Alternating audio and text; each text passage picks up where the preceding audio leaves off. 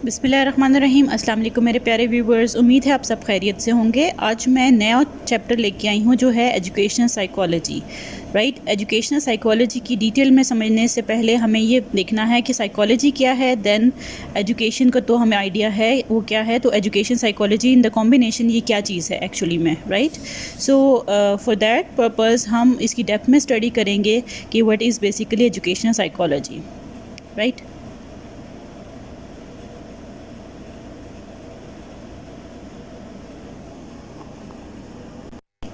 Okay, what is psychology? Psychology has become a separate. पहले psychology एक philosophy का ही mental philosophy की ही एक ब्रांच थी। फ़िलासफ़ी की ब्रांच मेंटल फ़िलासफ़ी थी, जिसको बाद में एक अलग सेपरेट फील्ड कहा गया है, जो कि रिलेटेड टू सारी information related to human being थी, लाइफ सोशल लाइफ के बारे में थी। ठीक है, तो ये सेपरेट बाद में हुआ था। इनिशियली ये ह्यूमन बिहेवियर के बारे में था, ह्यूमन माइंड के बारे में था, और ये मेंटल फ़िलासफ़ी का पार्ट था, फ़िलासफ़ी की एक ब्रांच है ये। ठीक है, सो आजकल जो आप इन दैट कॉन्टेक्स्ट आप ये कह सकते हैं कि जो आजकल साइकोलॉजी है वो ऑफ स्प्रिंग है फ़िलासफ़ी का। फर्स्ट टाइम फ़िलासफ़ी को कहा गया था, साइकोलॉजी को कहा गया था soul, study of the soul.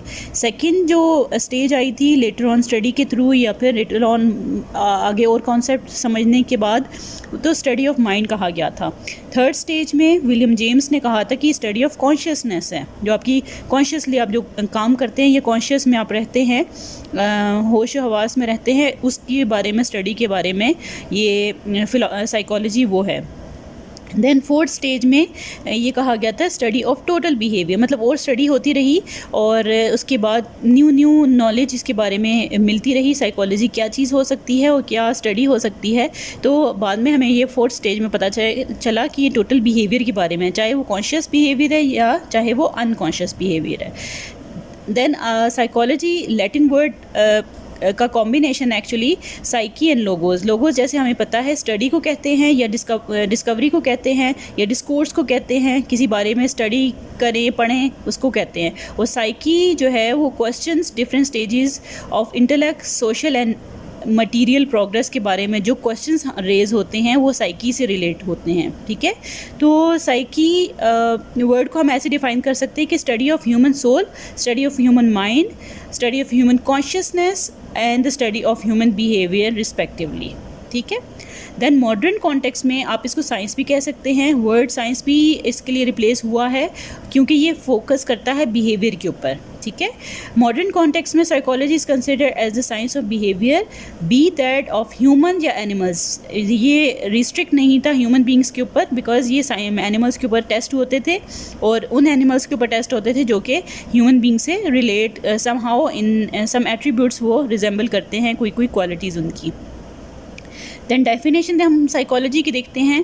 Different psychiatrist ने, डिफरेंट साइकोलॉजिस्ट ने भी डिफरेंट डेफिनेशंस दी थी, जैसे कि पिल्सबरी ने डेफिनेशन दी थी, साइकोलॉजी में be most satisfactory defined as the science of human behaviour. अगर इसको साइंस ऑफ ह्यूमन बिहेवियर कहें तो ये सबसे बेस्ट डेफिनेशन है अकॉर्डिंग टू पिल्सबरी।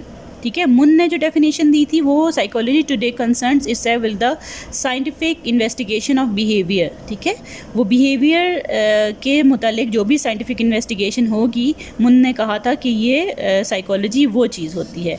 और बिहेवियर वुडवर्थ ने 1948 में बिहेवियर के बारे में डेफिनेशन जो दी थी, या उसके एट्रीब्यूट्स बताए थे कि कौन कौन सी स्किल्स या एक्टिविटीज़ लाइफ की हमारी बिहेवियर के अंदर आती हैं।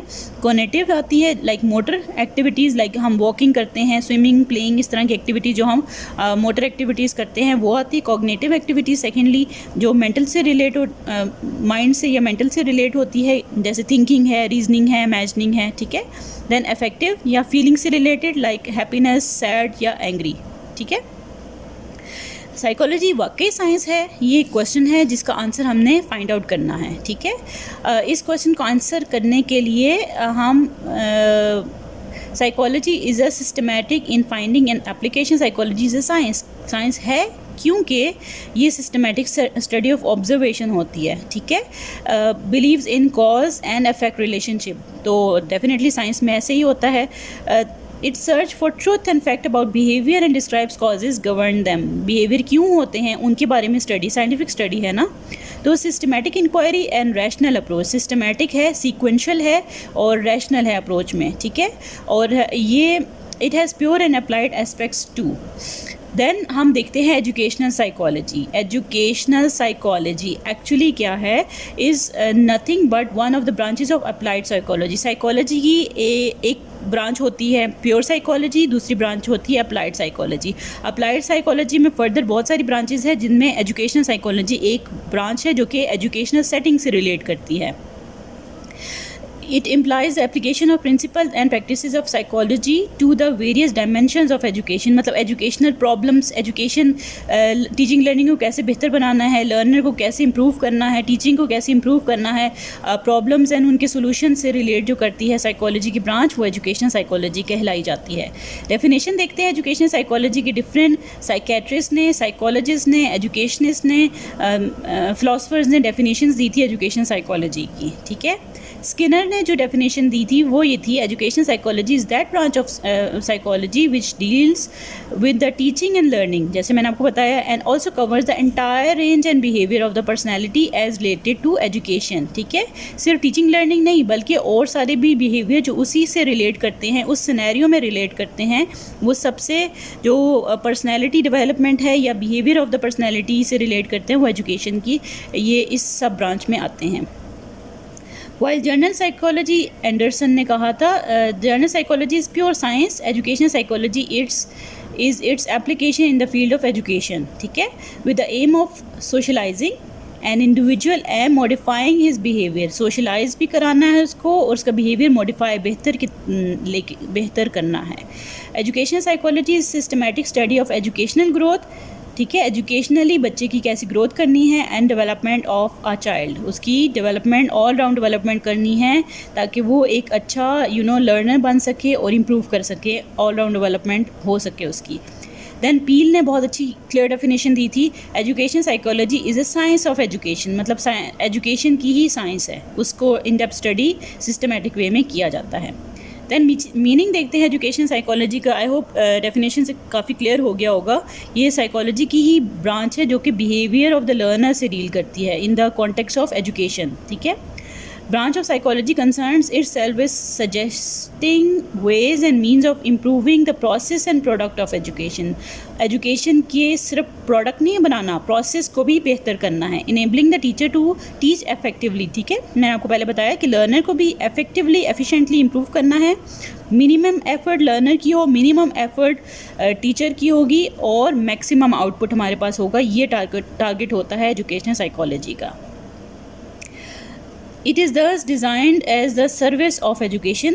It has simplified the task and improved the efficiency of the teacher or all those connected with the process and product, ठीक है। एफिशिएंसी, एफिकेसी इम्प्रूव करनी है, प्रोसेस और प्रोडक्ट दोनों चीज़ों को टारगेट करना है और ऐसे नॉलेज उनको देनी है, ऐसी स्किल्स उनको देनी है जिसके थ्रू वो टेक्नोलॉजी को भी यूज़ कर सकें और मिनिमम इनपुट करके मैक्सिमम आउटपुट गेन कर सकें, ठीक है। लेबर कम हो और एक्टिविटीज़ कम के थ्रू ज़्यादा आउटपुट, अच्छा आउटपुट ले सकें। देन हम स्टडी करते हैं nature of education philosophy psychology. The nature of education psychology is regarded as scientific because it is organised, systematic, universally accepted body, ठीक है, ये सीक्वेंस में चलता है। And wherein the facts remain constantly in search of truth through research and experimentation, ठीक है। Continuous struggle हो रही है ना, एक्सपेरिमेंट्स हो रहे हैं, राइट, रिसर्च हो रही है ताकि इम्प्रूवमेंट आ सके। Employs the scientific method in its study and its results are subjected to further verification and modification. Then अगर हम इसकी नेचर को समराइज़ करें कुछ पॉइंट्स में, तो हम ये कह सकते हैं कि educational psychology is a science, कि ये एक साइंस है और साइंटिफिक वे में अगर आप इसको देखेंगे तो ये ब्रांच ऑफ साइंस है जो observation of facts, estimation of verifiable general laws को देखती है और science employs certain objective methods for the collection of data और understanding, explanation, prediction and control of facts को ये डील करती है। Like any other science, education psychology has also developed objective methods of collection of data, और इसका target क्या होता है? Understanding, prediction, controlling human behaviour को हिट करना है इन्होंने। सेकंड पॉइंट है education psychology is a natural science. Natural science क्यों है? क्योंकि ये एजुकेशनल साइकोलॉजी है, इसमें नेचुरल साइंस के ही जो मैनर है सेम मैनर में उसको डील करता है। जैसे इन्वेस्टिगेशन करनी है, डाटा को गैदर करना है, देन कंक्लूजन तक पहुंचना है, ठीक है, उसको डाटा को एनालाइज करना है, कंक्लूजन तक पहुंचना है, तो ये प्रॉपर एक साइंस की ही वे में चलती है। Then education psychology is a social science. Social science इसलिए क्योंकि ह्यूमन बीइंग से डील करती है, ह्यूमन बिहेवियर से डील करती है, सोशबिलिटी इसके अंदर आती है, ठीक है। पॉलिटिकल, इकोनॉमिक, एंथ्रोपोलॉजिस्ट, सोशियोलॉजिस्ट और एजुकेशनल टर्मिनोलॉजीज इसके अंदर यूज़ होती हैं, और ये ह्यूमन बीइंग से डील करती है, उनकी बिहेवियर से डील करती है, इसलिए इसको सोशल साइंस कहा जाता है। Then education psychology is a positive science. Positive science क्यों कहते हैं? इसलिए कहते हैं क्योंकि ये लॉजिकल, एथिकल डील करती है, जैसे कि फैक्ट्स से डील करना चाहिए।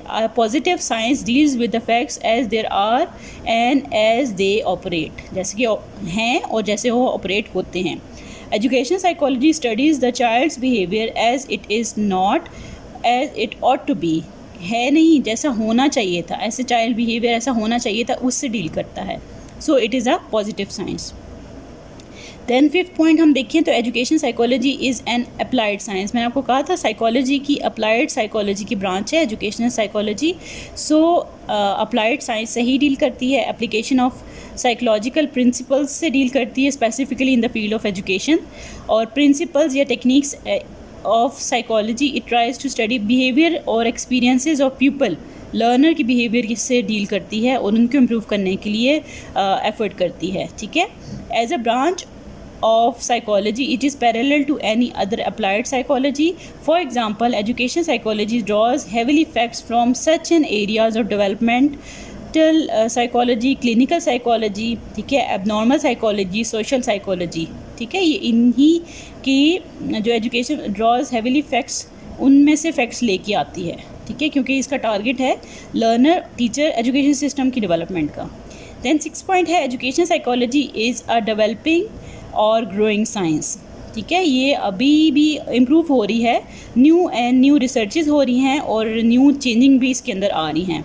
As research findings accumulate, education psychologist get better insight into the child's nature and behaviour. Target इनका चाइल्ड की नेचर को इन डेप्थ स्टडी करना, तो improvement with the passage of time इसके अंदर आ रही हैं। Thank you very much. ये बहुत कॉम्प्रिहेंसिव से मैंने नेचर आपको बताई है, जिसके अंदर अगर आप इसको स्प्लिट करें तो और बहुत सारी टाइप मतलब नेचर बन सकती है, लेकिन मेन टारगेट हमारा यही है, कॉम्प्रिहेंसिव है, इसके अंदर सारी चीज़ें कवर अप होती हैं। आई होप कॉन्सेप्ट आपको क्लियर हो गया होगा एजुकेशन साइकोलॉजी का। मेरे चैनल को ज़रूर सब्सक्राइब करें, लाइक करें, अपने फ्रेंड्स के साथ ज़रूर शेयर करें, और अपनी दुआ में याद रखें, और अपने प्यारों का बहुत सा ख्याल रखिएगा। ओके, टेक केयर, अल्लाह हाफिज़।